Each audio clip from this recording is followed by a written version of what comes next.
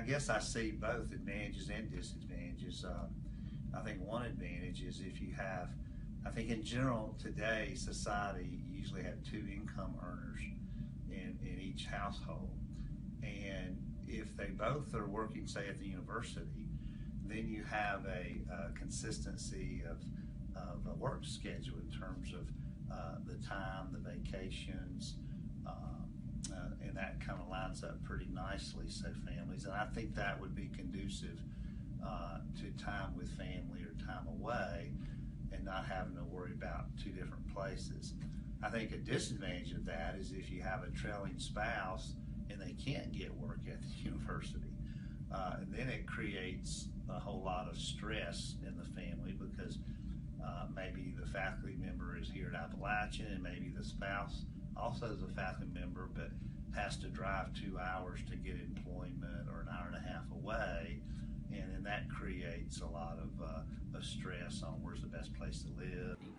So for me, the challenges and advantages are specific to the fact that I was already tenured when I had my two children. I lived walking distance to campus. That also helped. And probably the biggest advantage for me was that as a full-time faculty member, I qualified for a full semester off of family leave. That's not true for everyone in academia, but at this institution, I have praised my institution to everyone I could, anywhere I go, because it is the best family leave policy in the United States at any university. There is no university that has a more generous policy for faculty than we have. And so that to me was a tremendous help. Because of that commitment, people think on the outside that being a professor in the academy is a real kind of a low stress job. It really can be just the opposite, and it begins to consume the person, and all of a sudden family becomes secondary, and even if you don't have a family, work becomes primarily, and you don't get away from it.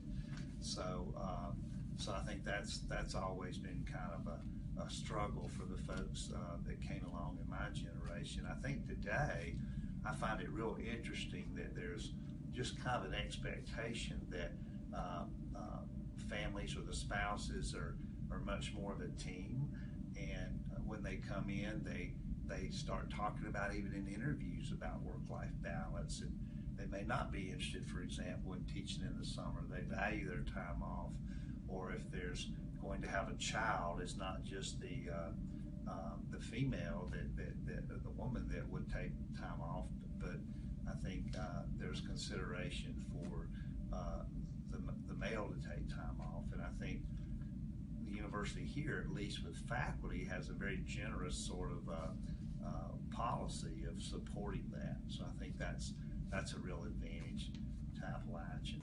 And maybe if I hadn't been a workaholic, I wouldn't have even taken on a career with kids, and tried to do both, because I knew it would be a lot of hard work, both as a parent and as a professor. So. A couple things I think are also an advantage here is the environment of the university, the athletics, the plays, the culture, the music, the arts in the community creates an environment that can enhance kind of a work-life balance in bringing people together for leisure and for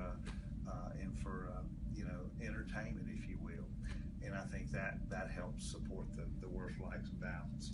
Sometimes we tend to think of work-life balance as life meaning family, but again, you may not have a family. There are a lot of single faculty members here that can get all caught up because they don't have as many outside interests or commitments in an imbalance of work life.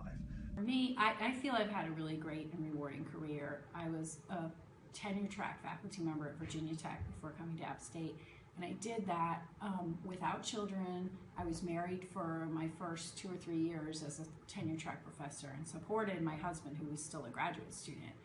We met in grad school.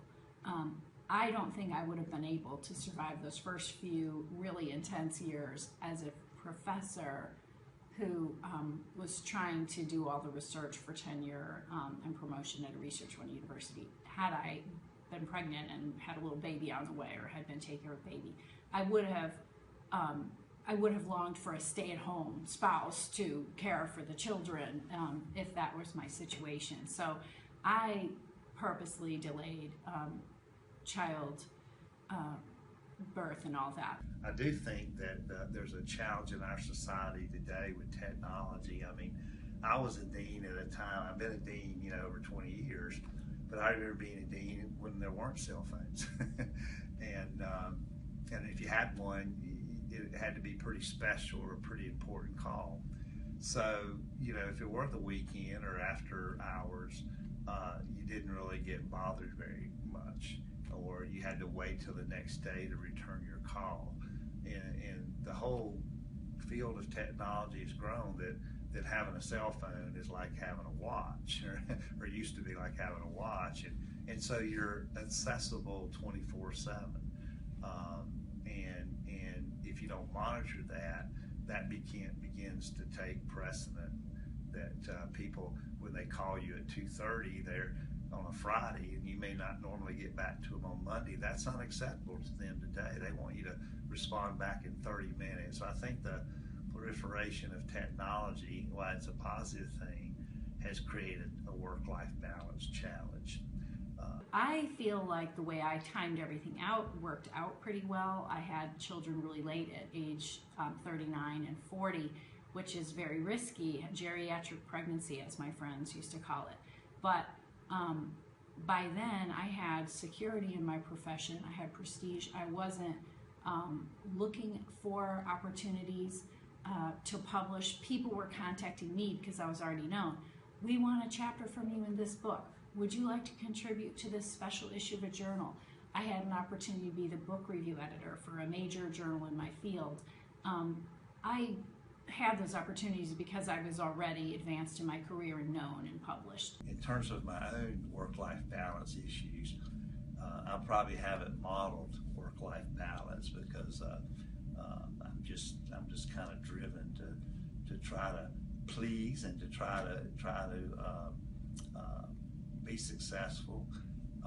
If I could go back and do things differently, I think I would. I've missed ball games of my children and things that is looking back on. I don't know if what I was doing was as much of a priority. I'll give you an example. I used to go in every Sunday to work as a dean, and that was my catch-up day. And I might meet my family for lunch after church. Well, looking back on that didn't set a very good precedent or a model for my own children. So I chose work I could do in smaller chunks. In that period where I had an infant and a toddler, I did not write a sole-authored book, for example. That requires so many long hours of extended concentration and focus, and I really couldn't do that. I mean, let's be realistic. I hope you have men who are academics, who are fathers, who are saying the same thing, but way more of them, as we know, have stay-at-home partners or partners who have taken a deep cut into their career plans while the kids are small. And those guys don't necessarily feel the same effects I did. I think Appalachian in general is very supportive of work-life balance. I feel like that when I take annual leave or vacation time in other places I've been, it's like, well, what's your cell phone number? Where can I get a hold of you if I need to? And sometimes people will take real liberty at that. And I'm kind of used to that, checking in every day.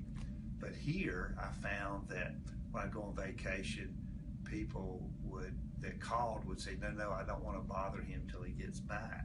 Having some money, having some credibility in my job, having some already having some reputation, having opportunities come to me, living really close to where I worked and living close to where the child care place was eventually.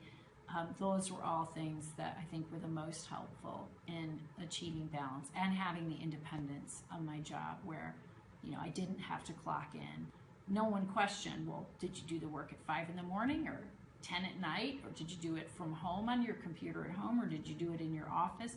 As long as I showed up to the faculty meetings, which I did. One thing I've come to learn, though, about administration, you can't just leave every day with a clean desk. I always use the analogy with my new chairs. Being administrators like threading a bead on a string without a knot. You could just continue to put beads on it, and if you're so anal retentive that you need to have a clean desk every day, you probably shouldn't go in administration, because it's just something you can always continue to be doing. So for me to kind of land the plane here, I think a work-life balance is learning to do what you can and then step away from it when it's time to leave, and not feel like you've got to finish it all and stay till midnight every night.